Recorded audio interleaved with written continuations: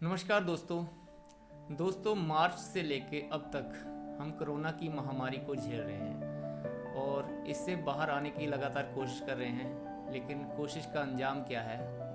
आप ये देखिए कि अब हम पूरी दुनिया में एक नंबर की पोजीशन पे आ रहे हैं। क्या ये बहुत अच्छी बात है?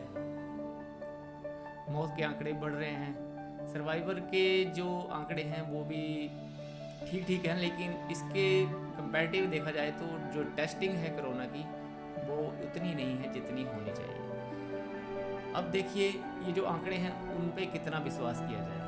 उन पे ज़्यादा विश्वास नहीं किया जा सकता क्योंकि यहाँ पे ज़्यादा लोगों के टेस्ट नहीं हो रहे हैं। चलो ये तो बात रही टेस्टिंग की, और फिर कितना कोरोना फैला हुआ है उसकी हम उसको थोड़ा बढ़ा के सोच सकते हैं। लेकिन हो क्या रहा है, इससे हमारी पॉकेट पे कितना असर हो रहा है। स्टार्टिंग में जब ये शुरू हुआ तो हम लोग एक दूसरे की मदद कर रहे थे।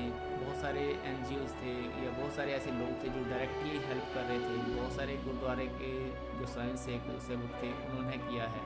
बहुत सारे अलग अलग ऑर्गेनाइजेशन से लेके इंडिविजुअल लोगों ने मदद की है। आप इसमें लेटेस्ट जो एग्ज़ाम्पल देख सकते हैं, सोनू सूद एक फिल्म एक्टर, बॉलीवुड स्टार जो सबके दिलों की धड़कन बन चुका है।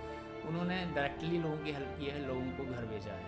उन्होंने उनकी मदद की है जिनको एक्चुअल में मदद की ज़रूरत थी, यानी लेबर क्लास जो घर जाना चाहती थी और इस सिचुएशन में फंसी हुई थी किसी न किसी तरह से। बहुत सारे ऐसे लोग हैं जो बिज़नेस वाले हैं, जो छोटे छोटे बिज़नेस कर रहे हैं, जिन्होंने स्टार्ट किया था, उनकी भी हालत बहुत ख़राब हो चुकी है। अब ये सोचिए कि अगर किसी ने एक जिम खोला है और जिम अभी रिसेंटली खोला है, कोई बहुत टाइम नहीं हुआ है, तो उसके पास कितना पैसा होगा। नॉर्मली 10-12 लाख 20 लाख उन्होंने उसमें लगाया हुआ है। अब आज की सिचुएशन में ये है कि उनकी जो लैंड है उसका जो रेंट है वो तो उनका अपनी लैंड नहीं है, तो वो रेंट पे है। अब रेंट वो बढ़ता जा रहा है। अब उसके लिए किसी कोई हेल्प तो आएगी नहीं, और वो कहाँ से पे करेंगे। इसी तरह से एक रिटेल लाइन को देख लो। रिटेल लाइन में भी बहुत सारे लोग हैं जो एम्प्लॉयज़ हैं, जो कोई एमएनसी में काम नहीं कर रहा, लेकिन जो फ्रेंचाइजी आउटलेट होते हैं वहाँ पे उन्होंने सर्विस कर रहे हैं। तो उनको जो सैलरी मिली है तो वो मार्च में जो उन्होंने काम किया है जितने दिन की उतनी मिली है। उसके बाद अप्रैल मई का जीरो है, कुछ नहीं मिला उनको। तो इस तरह की सिचुएशन हर तरह के सेक्टर में है और वो लोग फेस कर रहे हैं। सॉरी, बोलने में थोड़ी दिक्कत आ रही है। तो वो फेस कर रहे हैं और वो फेस करना आगे और क्रूशल होता जाएगा अगर लॉकडाउन बढ़ता है। अब पंजाब गवर्नमेंट का देख लीजिए, कल तक ये आ रहा था कि 2 दिन का लॉकडाउन रहेगा, सैटरडे संडे का।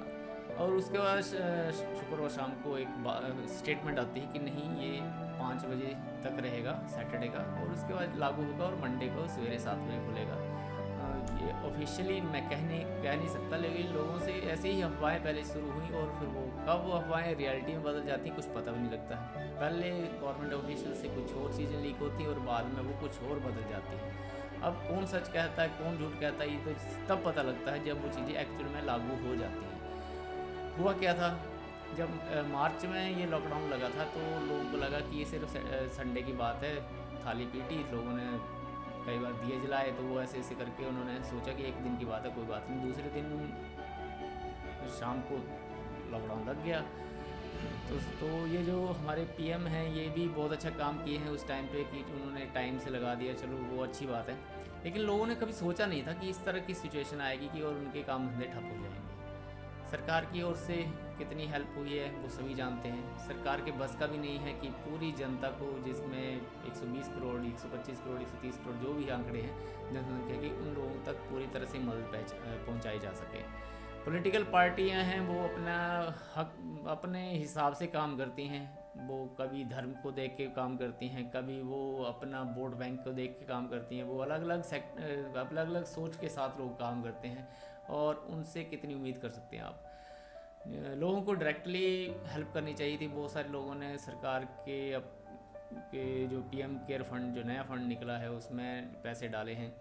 लेकिन मतलब जो अच्छा काम किया है उन लोगों ने किया है जिन्होंने डायरेक्टली हेल्प की है लोगों की। बहुत सारे ऐसे हैं जो मौका परस्त हैं, जिनमें लोगों ने लॉकडाउन के दौरान महंगी चीज़ें भी बेची हैं। लॉकडाउन में ही बहुत सारे ऐसे दुकानदार थे जिन्होंने महंगा सामान बेचा है। पुलिस वालों ने बहुत अच्छा काम किया है। जब कर्फ्यू लगा था तो कर्फ्यू को लागू करने में थोड़ी सख्तियाई भी बरतनी पड़ी।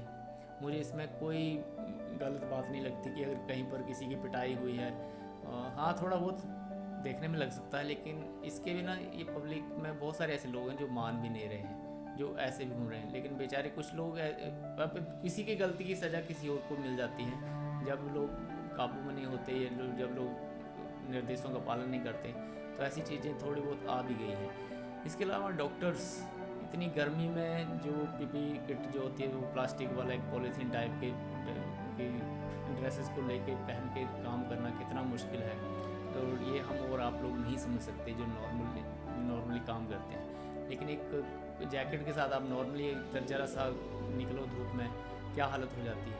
तो ये उनका बहुत बड़ा काम है, बहुत बड़ा एक परोपकारी काम है। और आप ये चीज़ इस तरह से नहीं कह सकते कि ये उनकी ड्यूटी है, ये उनकी ड्यूटी ही नहीं है। उनका जो काम है वो बहुत बड़ा है, उसको लफ्ज़ों में बयान नहीं किया जा सकता।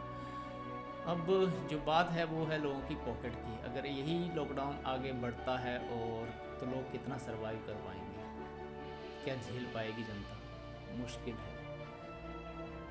ज़रूरत है लोगों को एजुकेट करने की, लोगों को प्रेरित करने की। भाई अपने आप को बचाओ, अपनी फैमिली को बचाओ, अपने लोगों को, अपने बच्चों को बचाओ, अपने बुज़ुर्गों को बचाओ। इसमें इस बीमारी के सब लोगों पे अलग अलग तरह से लक्षण हो सकते हैं और अलग अलग तरह का उसमें रिएक्शन आ सकता है। सबकी बॉडी अलग अलग है। इम्यून सिस्टम इंडिया में कितने लोगों की ऐसी हैं जिनकी खुराक बहुत अच्छी है। आप लेबर क्लास को देख लीजिए, बहुत सारे ऐसे लोग हैं जो कुपोषण का शिकार होते हैं। तो आप उनसे ये उम्मीद नहीं कर सकते कि यार कि इनकी इम्यूनिटी बहुत अच्छी होगी। जो अच्छा खाना ही नहीं खा सकते वो उनका इम्यून सिस्टम की आप क्या बात कर सकते हो। तो बेहतर है कि हम उनको दूसरा ज्ञान बांटने की जगह उनको ये बताएं कि इस बीमारी से ऐसे बचा जा सकता है, ऐसे आप दूर रहो और इस तरह से आप सोशल डिस्टेंसिंग को मेंटेन करो। उनको प्रेरित किया जा सकता है। और देखता हूँ कभी भी जब भी मैं जाता हूँ मार्केट में, कई बार मुझे काम से जाना होता है तो बीच में देखता हूँ कि लोग कितना उसको पालन कर रहे हैं। बहुत सारे ऐसे लोग हैं जो हेलमेट नहीं यूज़ करते तो वो मास्क भी नहीं लगाते हैं। आप देखिए गाड़ी में लोग बैठे होते हैं बिना मास्क के बैठे होते हैं, मास्क लगाया भी होता है तो वो नाक की जगह मुंह पे लगाया होता है। उनको लगाया नहीं लगाया वो बराबर ही होता है। क्यों लगाते हैं इस तरह से, कुछ समझ नहीं आता। पढ़े लिखे लोग ऐसी गलतियाँ करते हैं। गरीब, इससे तो अच्छा कि कई जो गरीब लोग हैं, जो लेबर वाले हैं, बहुत सारे लोगों ने वो बेचारे अपने अपने हिसाब से, अपने सामर्थ्य के हिसाब से मास्क लगा रहे हैं। लेकिन जो एजुकेटेड हैं वो ऐसी गलती कर रहे हैं, बहुत बुरा लगता है। हमें खुद ही बचना होगा, सरकार के बस का इतना नहीं है। सरकार इतने बेड ना बना पा रही है ना तो उन्होंने बनाए हैं। किसी भी कंट्री में देख लीजिए, जितने ज़रूरत के वेंटिलेटर चाहिए होते उतने वेंटिलेटर है नहीं। बनाए जा सकते थे, लेकिन सरकारों की, सब देशों की सरकारों की क्या प्राथमिकता होती है, किसी के पास परमाणु बम हो जाए, किसी के पास मिसाइलें हो जाए, उनको प्रायोरिटी दी जाती है, ना कि इन चीज़ों की जो हेल्थ सर्विसेज हैं उनको सुधारने की। टोटल जीडीपी का कितना कितना अमाउंट होता है जो इस पर खर्च होता है।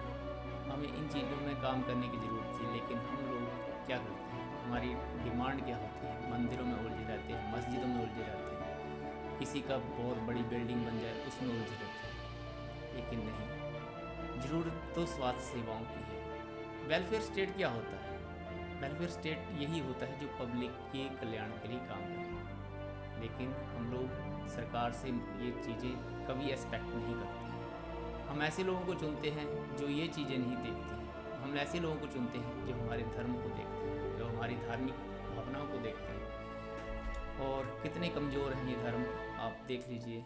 सब अपने अपने धर्म को बड़ा बताते हैं, लेकिन ज्यों ही ऐसी बीमारी आती है तो सब धर्मों की हवा निकल जाती है। अभी भी देख लीजिए, कोई भी धर्म आपको इस चीज़ से नहीं बचाएगा, कोई भी सिंबल ऑफ रिलीजन इससे नहीं बचाएगा। आपको बचाएगा तो आपका जागरूक होना, आपका सोशल डिस्टेंसिंग को फॉलो करना। ये जो मैं कह रहा हूँ कोई स्क्रिप्ट का लिखा हुआ नहीं है, जो महसूस कर रहा हूँ वही कह रहा हूँ। आप भी सब ऐसा ही महसूस करते होंगे, होप करना भी चाहिए। अगर इंसानियत है आंखों में, दिल में, जज्बात हैं तो ऐसा महसूस होना चाहिए। नहीं हो रहा है तो या फिर आप इंसान नहीं हैं, मशीन बन चुके हैं, या फिर हैवानियत की तरफ बढ़ रहे हैं, जहाँ पर एक दूसरे का खून देख के मजा आता है। वो फलां मर गया तो अच्छा हुआ, वो